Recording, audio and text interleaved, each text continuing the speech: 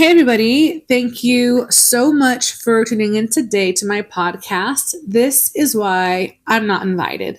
It's your one and only favorite unhinged chaos demon, Nova Nebula.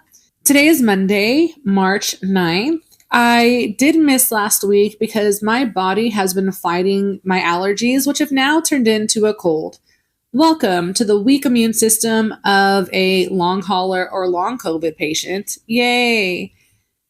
Anyways, Monday has been a very eventful day today, but I want to start off by saying that it's my birthday month and I am so excited. I have lots of trips planned. I was actually going to go to Mexico last week, but with all the things that are happening down there in the cartel, I decided to not go, which again, don't regret that. Safety first.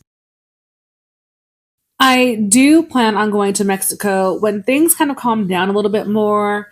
I want to go on a couple of cruises. I'm looking at going to Canada. I actually have some really good opportunities as well that are coming up in May and June, July, that time.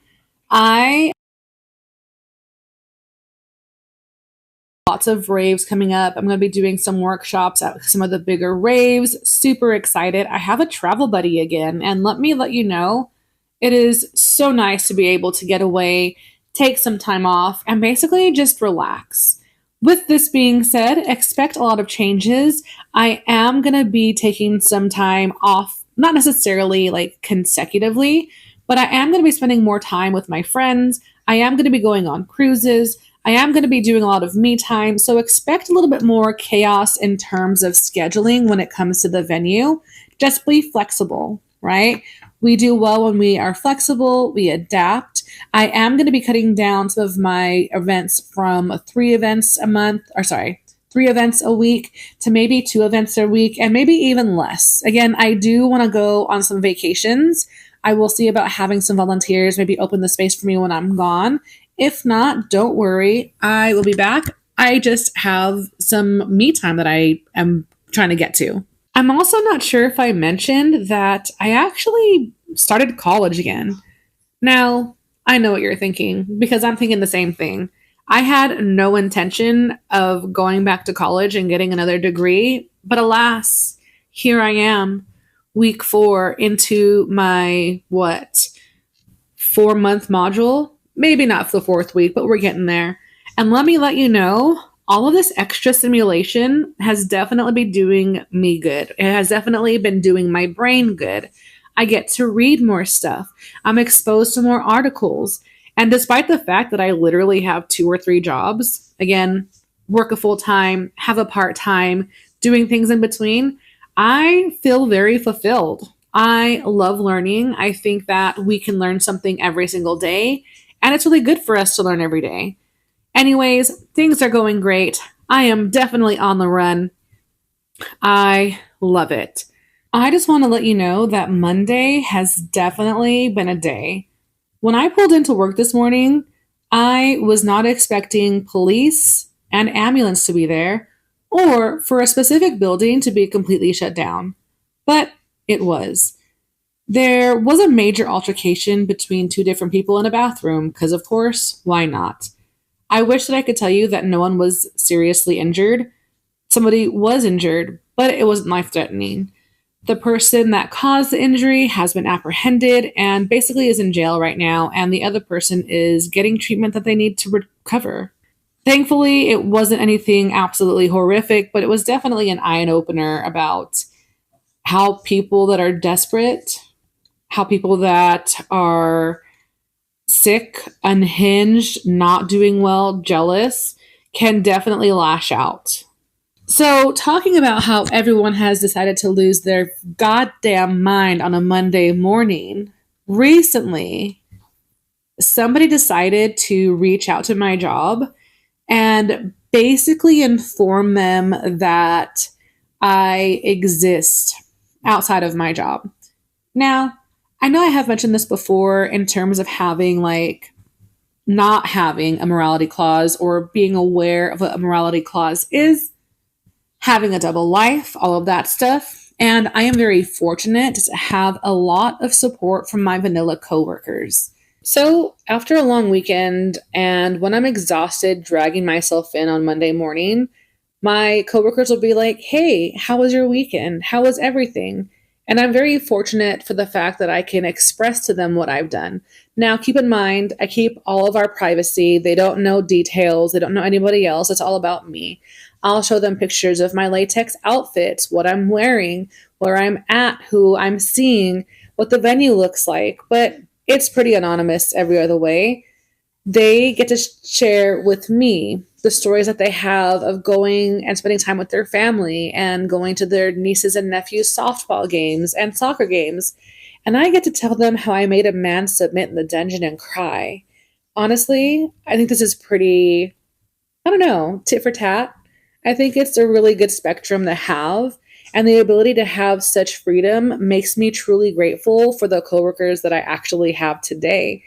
And it's awesome, honestly. Now that that's all out of the way, let's get to it.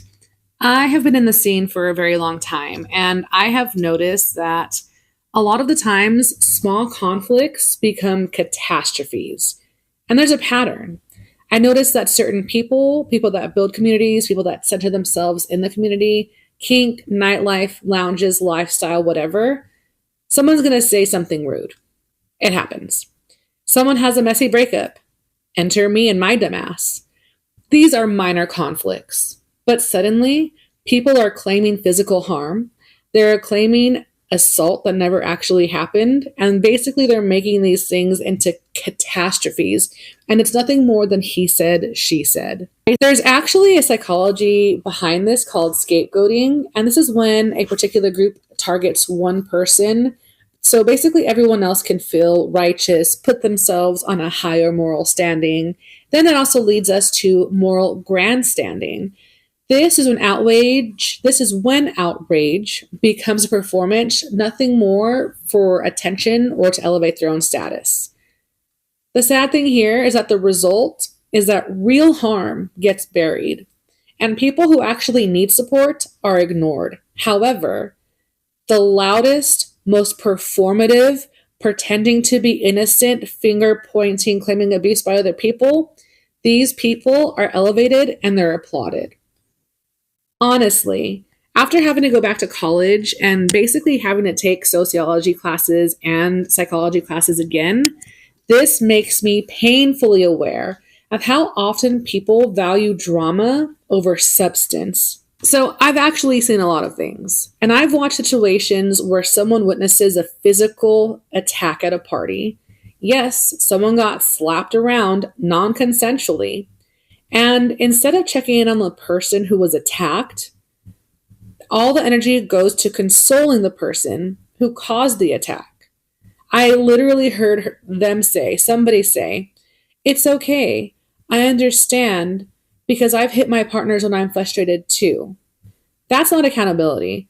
That's not the kind of energy that we want in our spaces. That's damage control. And unfortunately, it happens way too often. Real accountability needs to basically be correct, right? It needs to basically ask, is this person who was harmed safe? Then everything else can come second. PR, control, making a new narrative so that way no one thinks that you're having a bad party, and basically covering it up. And this is where the inflation games begin.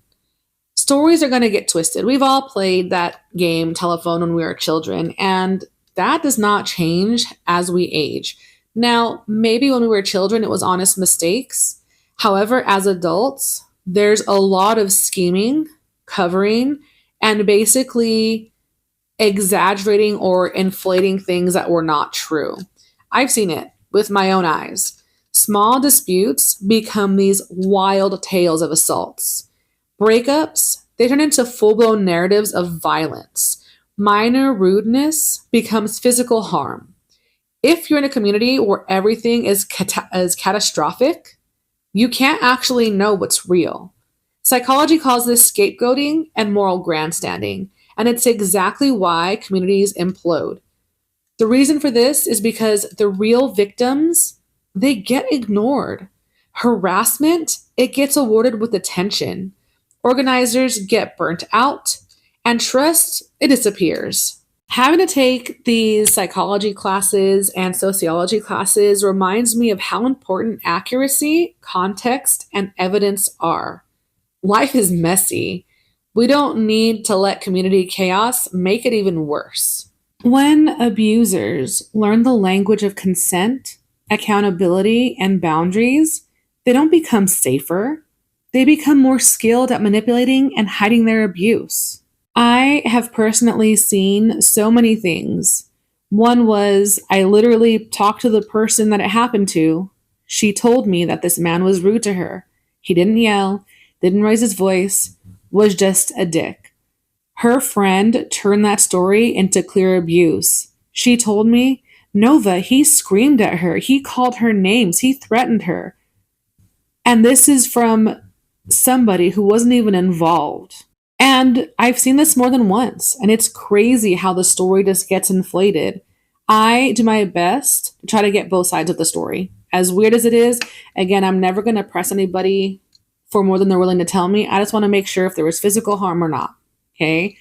A lot of the times when I've asked, it hasn't actually been physical harm. And I've asked both parties involved, but their friends, their love interests, the people who are obsessed with them, the people who want something for them, they will exacerbate these stories and claim abuse and say that they were threatened and they were choked and they were hit.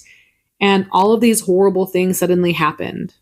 I have seen entire communities dominated by toxic personalities that weaponize the concept of accountability, and they've actually turned it into a perpetual witch hunt. Why are we allowing these people to exist? Why are we allowing the toxicity that we as a BDSM community and the lifestyle community have said that we don't want control the narrative and basically turn accountability into revenge? I've said it once before, and I'll say it again. The only person that is going to ruin my reputation is me. If you have any questions, please feel free to ask. I have nothing to hide, and a lot of you who don't know, I'd be ratting myself out. I have childhood trauma of being blamed for things that I didn't do. I will literally tell you everything just to prove to you that I didn't do the thing that I didn't do, because I refuse to be punished for something that I did not do. Also, when I'm being labeled something that I'm not, I wonder if the person that's calling me these things is actually open and forthcoming with their friends. Like, between the two of us, between all of us, I've never talked about threatening a security guard to let me have parties. I've never talked about having a security guard jumped for doing his job for reporting me for parties. I have never taken the side of the abusers simply because they're women and they slapped a man. I have never done anything to put anyone in jeopardy.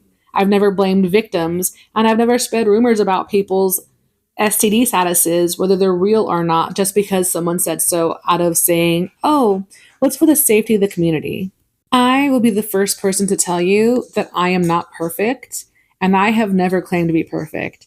I have lots of sharp, jagged edges, but one of the things that I do adhere to the most is doing my best to be as ethical, as accountable, and as honest as possible. And that's going to ruffle a few feathers because essentially I am putting safety and accountability over people having a good time. I'll close the party down to be safe. And that's just how it works for me. My morals are flexible, but my ethics are not. Thank you so much for tuning in this week to my podcast. This is why I'm not invited. It's Nova Nebula. Remember, when I say something, people look away, but you're still here, and I'm fine with that.